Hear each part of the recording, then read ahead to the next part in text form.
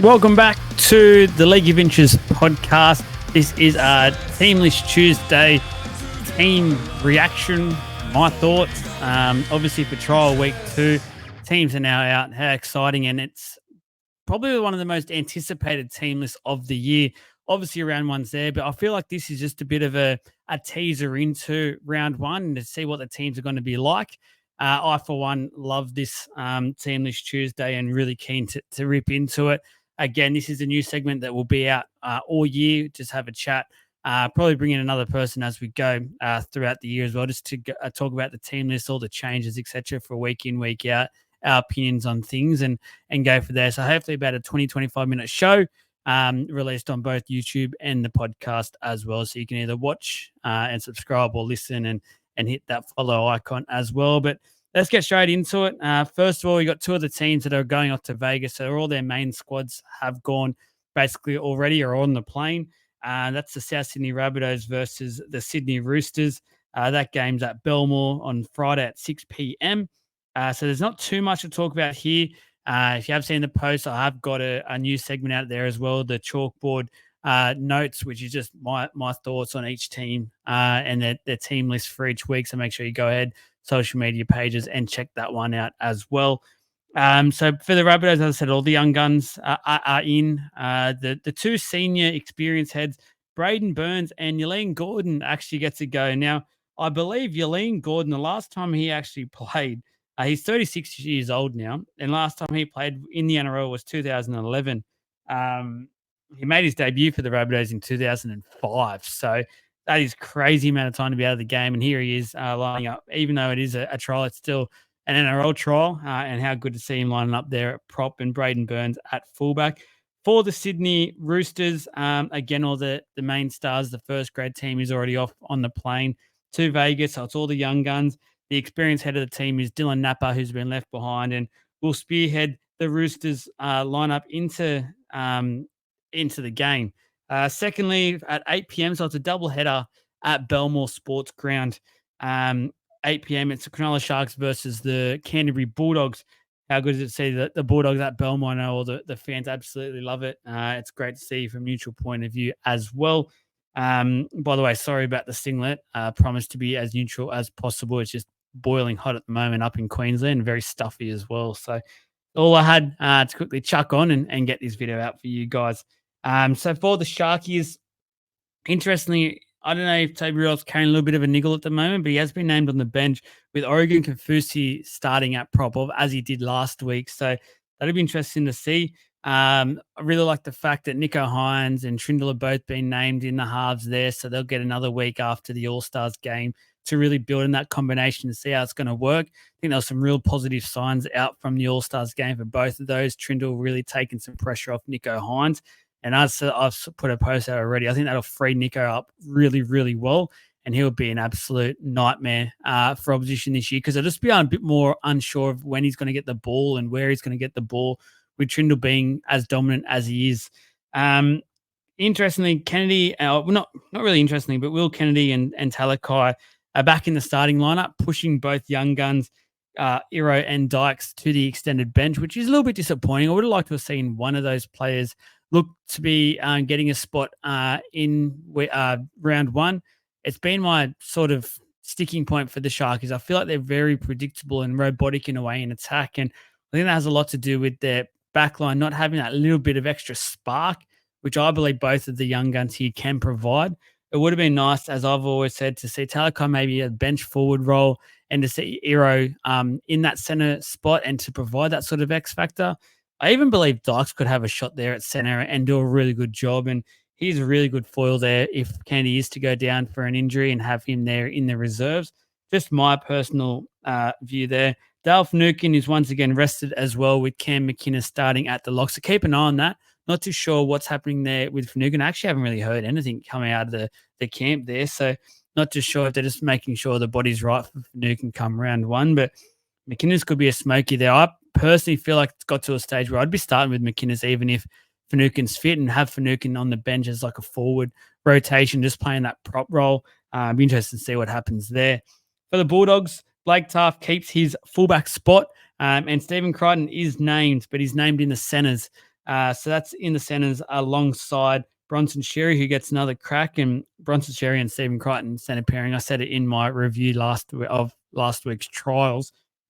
Pretty exciting back center rotation there, and something that the Bulldogs can really look for in attack now. They've got some strike out wide, and that I am a little bit interested to see how the Crichton thing goes. If he does end up roaming a bit, or if he just stays on his center spot. I'm predicting he got that sort of spark in attack. You've got to let him roam and do his thing. For Jamin Salmon, once again selected at lock with Josh Curran on the bench. I'm not too sure if this is because he's coming off the All-Stars game. We had a bit of an involvement, Curran, but that is definitely something to keep an eye on, because especially for a super coach point of view, a lot of people, including myself, have Josh Curran at the moment thinking he'd be playing quite big minutes. If Salmon's making such a big impression, he did last week, it'd be interesting to see how he goes again this week. But if he makes a really big impression there at that spot, and they start to go that way, and that's going to eat into Curran's minutes, I'd quickly say, for a super coach point of view, get off Curran and look for someone else around that price range. There is plenty of options there, and just make it happen, because you don't want to be stuck with Curran if he's not going to be making that much money at that price range. Lastly, Drew Hutchinson is given the 7 jersey once again. So that's ahead of Toby Sexton for mine. That's probably the way to go. But as I said, Toby Sexton really impressed me last week when he did come on. But I can understand why they've gone Hutchinson at the moment. It looks like the more steadying hand there. They've got so much X factor in the backline this year, which is something the Dogs haven't had for a while. You mainly just want someone in that 7 role who's going to be picking up and going and using that, whether it's a kick, whether it's the pass, and just choosing the right option each and every time. So that's probably something that Hutchinson just has over Sexton at this point of his career, but it'd be interesting to see how that does play out. That's it for that game. That's all I really wanted to touch on, and the major points. So we move on to Saturday's games. It's the Melbourne Storm against the Newcastle Knights, 1:45, Churchill Park, Latoka. I believe this is in Fiji, so really keen to see how this game looks. Obviously, there's been talk about Fiji and the island teams and things like that, the expansion side of things. Really keen. What I've heard, this ground is absolutely beautiful as well, so really keen to give this game a watch and see how it goes. The Storm have named a lot of their big guns. Cameron Munster is still missing, so Jonah Pezic goes to that 5'8" spot. Ryan Papenhuyzen again gets his another turn to basically just prove his fitness, I think, and get more confidence into that body. After the trial we saw last week, there is no issues there, but probably against a bit more quality opposition this week, and he'll probably play a lot more minutes, probably edge towards that 65, 70-minute mark, I reckon, for Ryan Papenhuyzen, and then put him on ice. Other points for the Melbourne Storm, Trent Liero is actually named at lock once again. So there's a young gun there by the name of Kane Bradley who is on the edge spot for now. I feel like that could be just keeping Sean Blaw's jersey warm, who is on the extended bench. But it'd be interesting there with Liero if that becomes. I have heard it all preseason that we're moving him into the middle role. Looks like he's going to be starting at lock. So definitely keep an eye on that for Sean Blaw for a Supercoach point of view as well. I think he's a really good option if you can start there. And there's plenty of high expectations there when it comes to Sean Blaw and making sure he stays fit and on the footy field. For the Newcastle Knights, they have named a very, very strong lineup. This is almost their round one side, I feel like, with Ponga part of that team now. He's named at fullback. Nara Tuali looks like he's won the wing spot ahead of Tom Jenkins. I know there's a lot of talk in the preseason about Tom Jenkins getting that wing spot. Doesn't look like it's happened. Looks like it's going to be Tuali it will get first choice there at the wing spot, first crack at it, and to see what he can do. It's a star-studded back line as it is at the moment. That's pretty much what they will be round one, provided they get through this week. No injuries. The halves, spoken about this at length, so I won't go into too much. Tyson Gamble and Jackson Hastings, once again, given the shot. I can understand that from a coach's point of view. Personally, once again, Jack Cogger's on the interchange bench. He would be my first choice in that halves pair, and then I'd just basically have a shootout between the other two to see who partners up with him. But for mine, I can't blame O'Brien for going with that and sticking with some loyalty at the moment. It worked at the back end of last year, and that's the form that they'll be looking to kickstart their season this year and basically kick off with that form. The rest of it, their forward pack is pretty much full strength as well for the Newcastle Knights. Um, Interestingly, Kai Pearce-Paul, we've heard a lot about him. He's been named on the bench. I anticipate him to probably be coming off the bench the first few weeks, just as he still gets his body right. And the fact that we've seen Dylan Lucas play such a great role last week helped his case with getting this starting spot once again. I feel like he might be getting that edge spot, especially the first couple of weeks. I'm not sure if it'll be long term, but at the moment, Dylan Lucas, you just can't keep him out. He deserves that spot. Obviously, he's been training the house down, and last week's trial form is anything to go by. He's really there, ready to go, and he will not be giving up that edge spot lightly. So there's a battle there, and that's only a good thing for the Newcastle Knights. That's it for that game. That's all I really wanted to talk about. Then it's a stock standard team. So the next game, the New Zealand Warriors versus the Dolphins, 3:45 at Go Media Stadium. Really keen to see this one. Chanel Harris, sorry, not Chanel Harris. Chance Nickel Clockstad is still out with a hamstring injury. There is rumors today coming out that he might be missing round one. So young gun Tane Tuipiki gets the fullback spot, so they haven't resorted to changing Roger. I think Roger will stay. He's trained centre all preseason, so I don't imagine him going to fullback yet. I think if this injury was to happen in maybe 2 months' time, when Rogers had his time to get back into things, understand the game again, and find his feet, I'd anticipate him to be the one that would be going to the fullback role. But because it's early, I can see why he will stay at centre, and I can totally agree with that change. The other thing there, Luke Metcalf looks like he's won the race for the 5'8" spot to partner Sean Johnson. Sean Johnson is named for this trial, probably again play that 60, 65 minute mark. But Luke Metcalf has been named to partner with him, so he's won the race ahead of the likes of Tamari Martin and the likes there as well. The other teams, so the Dolphins, basically full strength team. Really interested to see that there. And the really interesting thing there is Jake Averillo. I was really high on the signing of Jake Averillo. I think under Wayne Bennett, he can go to another level. I've always really liked him as a player. I'm anticipating this. I don't know if there's a niggle there for Jake Averillo or if there's been some poor training and this is a kick up the backside that Wayne Bennett's given him, because, again, he's been named on the bench with Tessie Newton starting the centres, which he's done a good job so far the first two trial matches the Dolphins have played. And Bostock is on the wing. It looks like Bostock has cemented that wing spot.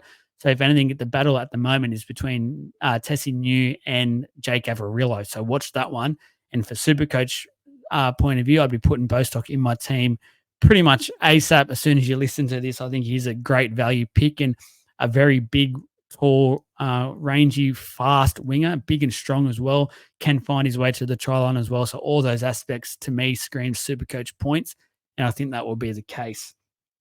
That's it for the Dolphins. They've named pretty much all their starting pack as well. So really keen to see that. Ewan Aiken once again named to start on the edge ahead of Conley Lemuelu and Kenny Bromwich, who are both on the extended bench. I think from a Bromwich point of view, they're probably resting him once again, not pushing. They'll probably play him, even that extended bench. There is still unlimited interchanges. They'll play him and see what they can do there. Next game up, the Manly Sea Eagles versus the Brisbane Broncos, 5:55 at 4 Pines Park.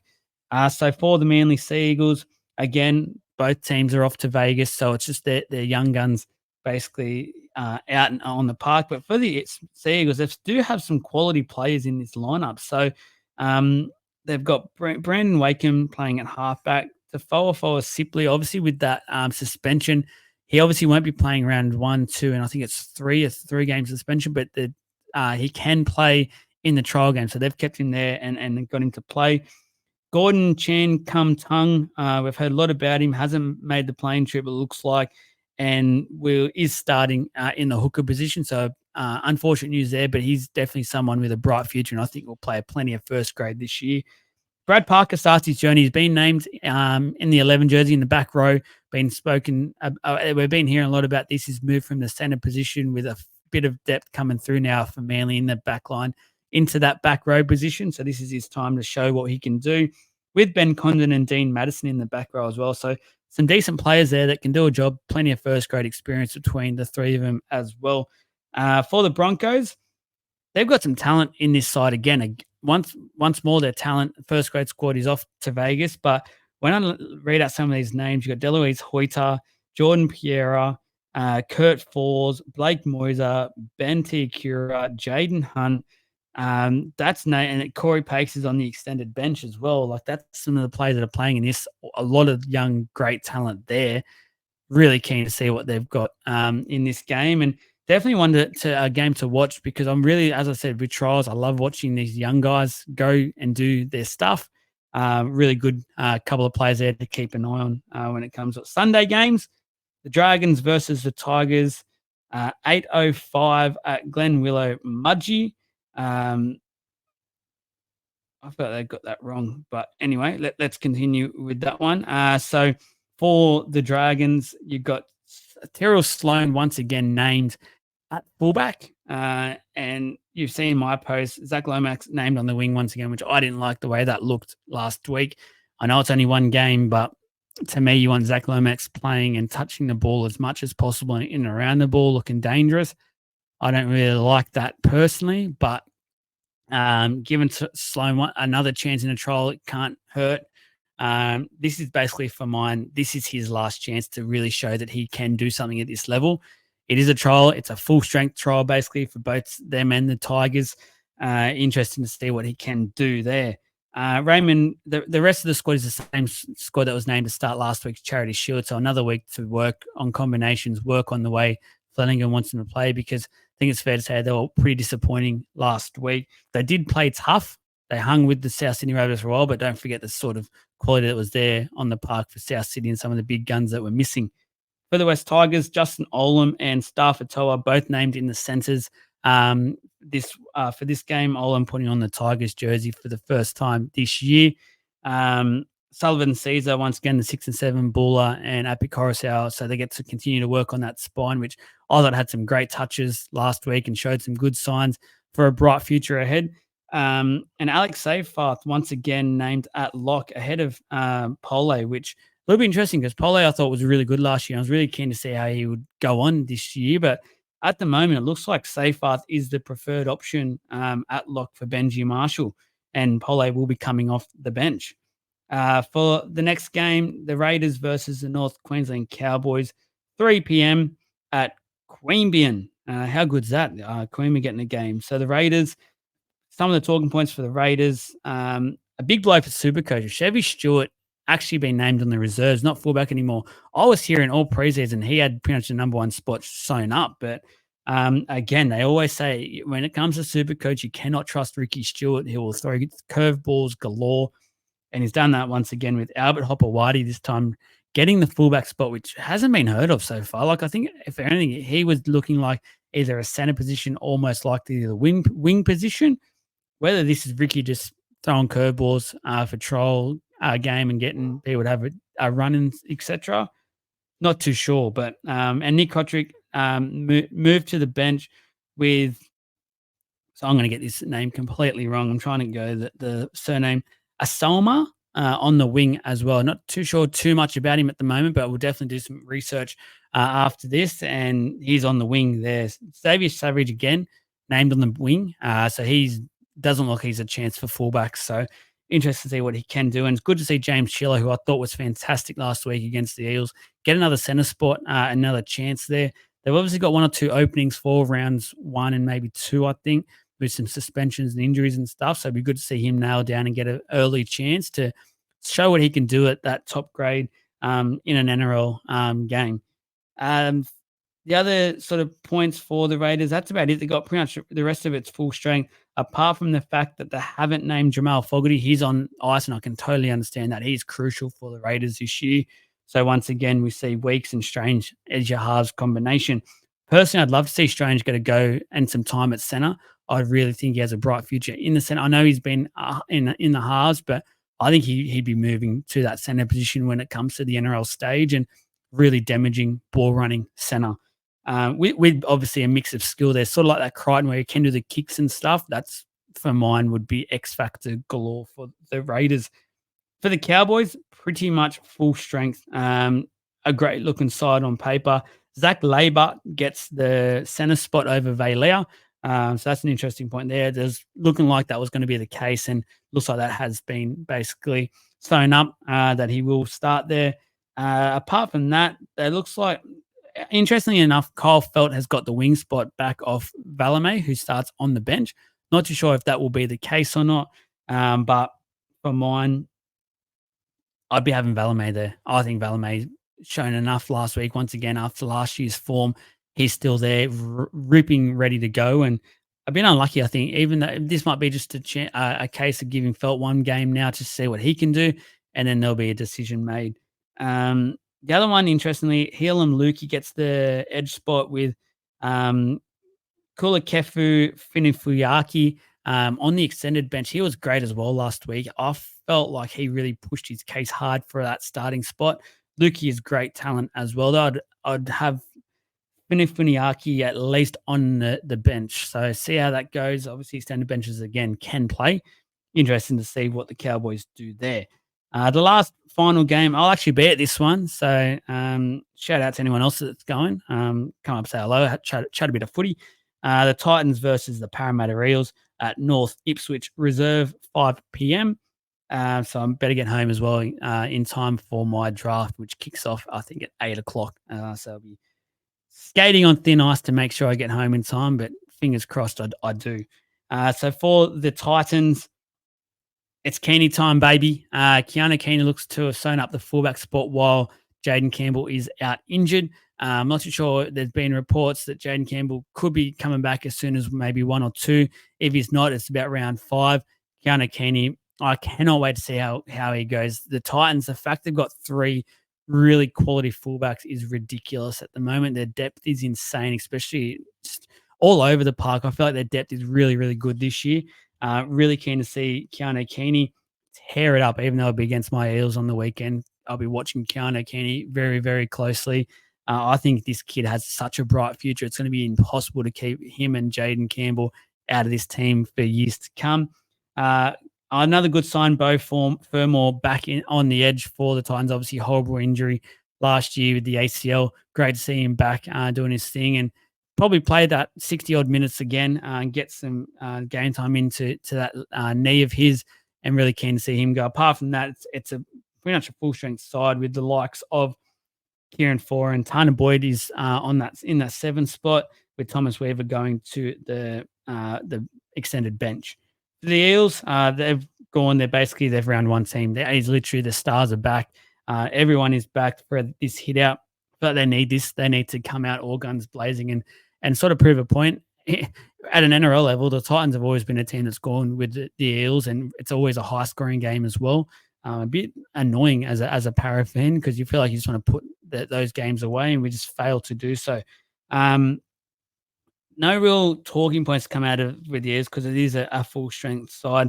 The only one really is Joey Lussick has looked like he's won the hooker position with Brendan Hands starting on the bench. So Brad Arthur, maybe he's a liar. He did come out a couple of weeks ago, I think it was last week, and said he only wanted 1 hooker. He's named 2 hookers in this lineup, which is looking like his starting side for round 1. So interesting to see that. I thought it was crazy to go in as 8 with 1 hooker. Brendan Hands can do a really good job for a 45-minute period there.